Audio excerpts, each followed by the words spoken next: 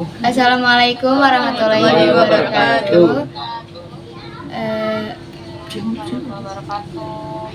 Izin aku off cam ya, soalnya kita titip dan Ya, Bu. suara kereta, minta maaf ya. iya Ibu, tidak apa-apa. Baik, kami memperkenalkan diri terlebih dahulu. Kami dari kelompok 3.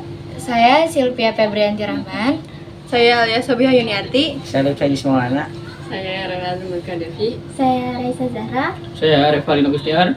Izin mewawancarai tentang virus influenza ya Ibu. Yang pertama, bagaimana pandangan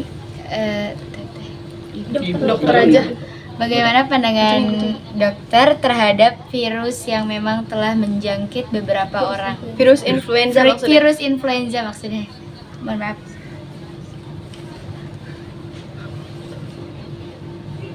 Maksudnya pendapatnya tentang penyakitnya ya. Iya. Oke. Kalau kita bicara tentang virus itu kan penyakit bukan. Jadi kalau penyebab terjadinya penyakit itu bisa jadi karena berbagai hal. Salah satunya bisa karena adanya infeksi atau misalnya adanya sesuatu yang masuk ke dalam tubuh. Bisa disebabkan oleh berbagai hal ya, misalnya penyakit influenza yang salah satu penyebabnya adalah virus.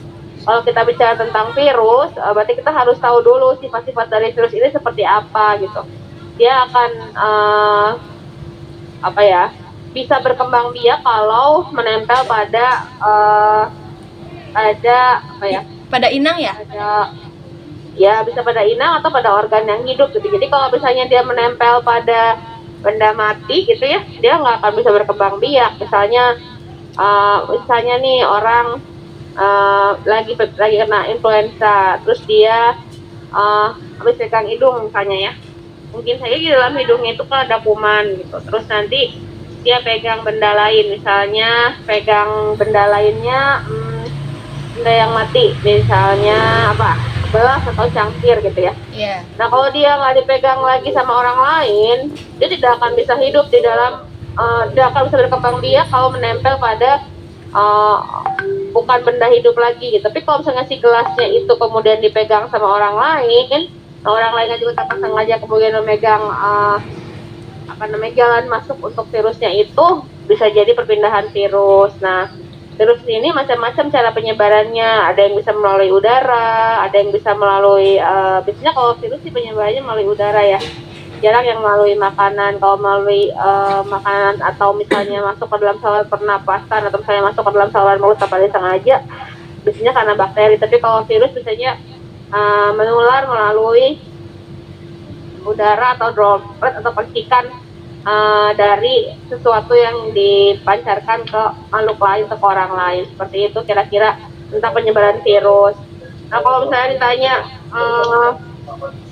bagaimana pendapat tentang penyebaran virus, ya, namanya virus ini sangat bergantung kepada kondisi seseorang yang ditulari gitu. Bisa jadi kalau misalnya kondisi orang yang ditularinya ini sistem imunnya sedang baik gitu ya, dalam arti tidak sedang turun sistem imunnya, maka virus ini tidak bisa berkembang biak. Tapi kalau misalnya sedang turun sistem imunitasnya, maka virus ini akan sangat tenang dan bisa berkembang biak atau menebarkan penyakitnya ke dalam orang yang sudah dihinggapi. Seperti itu mungkin tanggapannya. Kayaknya dulu, dokter, tentang bahaya dari virus influenza ini kan pasti banyak ya. Kira-kira apa Salah saja satunya ya? gitu. Kalau soal bahaya sih bergantung kepada kan gini, influenza itu jenisnya juga macam-macam ya. Mungkin ada influenza jenis A, ada influenza jenis B, bahkan mungkin yang kemarin terjangkit itu ya, maksudnya yang mungkin COVID dan seterusnya, itu kan juga sebenarnya mirip-mirip seperti virus influenza gitu. Nah semakin kompleks jenis virusnya, biasanya tubuh kita tuh belum mengenali sama virus yang masuk ke dalam tubuh. Jadi sangat bergantung kepada imunitas seseorang. Kalau misalnya imunitasnya baik, maka seharusnya dia bisa melawan virus yang masuk ke dalam tubuh gitu. Jadi kalau misalnya ditanya jenis-jenisnya seperti apa, bergantung kepada karena kan setiap virus itu punya jenis masing-masing gitu. Makin kesini, makin makin tahu, makin berkembangnya pengetahuan, maka virus juga makin banyak gitu, sehingga ada virusnya, namun kita belum tahu gimana cara menangani virus tersebut, seperti virus-virus yang mungkin terjangkit beberapa tahun yang lalu saat pandemi berlangsung. Virus influenza itu bisa menyebabkan kematian nggak ya dokter? Atau cuman sakit yang kayak sampai Kalau yang gitu? sampai kayak virus influenza yang kemarin ya, yang SARS-CoV-2 yang kemarin itu kan termasuk jenis virus influenza juga.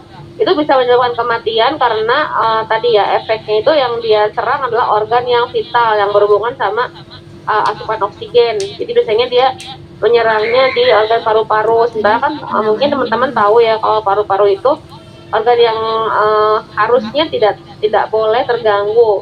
Kalau misalnya dia terganggu, maka sirkulasi oksigen dan karbon dioksida ke dalam tubuh tidak baik gitu. Jadi kalau ditanya apakah bisa virus influenza menyebabkan kematian, bisa untuk virus influenza jenis tertentu seperti virus yang kemarin terjangkit pada saat pandemi ya gitu. Tapi kalau influenza yang ringan yang pada umumnya saat ini terjadi mungkin batuk-batuk atau flu biasa, biasanya tidak menyebabkan kematian sih. Karena mungkin strainnya bukan strain yang berat, mungkin strainnya yang masih ringan, sehingga cukup dengan meningkatkan imunitas tubuh aja bisa diatasi kondisinya sehingga menjadi lebih baik begitu. Sebab terinfeksinya virus influenza adalah tidak mencuci tangan setelah melakukan kegiatan.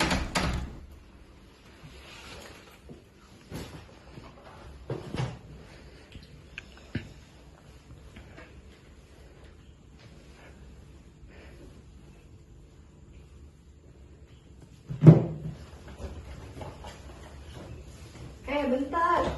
Kok nggak cuci tangan dulu sih, Jis? Tadi kan dari baru pulang sekolah juga belum cuci tangan. Kan mau makan ini. Kagak mau buat apa cuci tangan? Mager soalnya gue.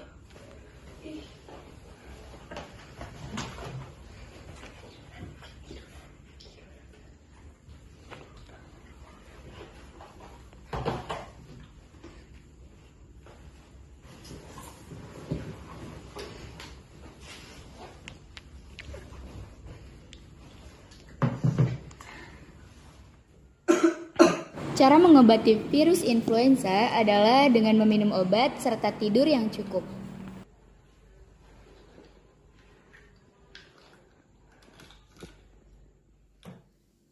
Nah, adapun gejala-gejala yang muncul pada virus tersebut yaitu seperti batuk-batuk, bersin, dan sesak nafas. Solusi pencegahan dari virus influenza sendiri adalah dengan meminum air yang cukup serta berolahraga secara rutin.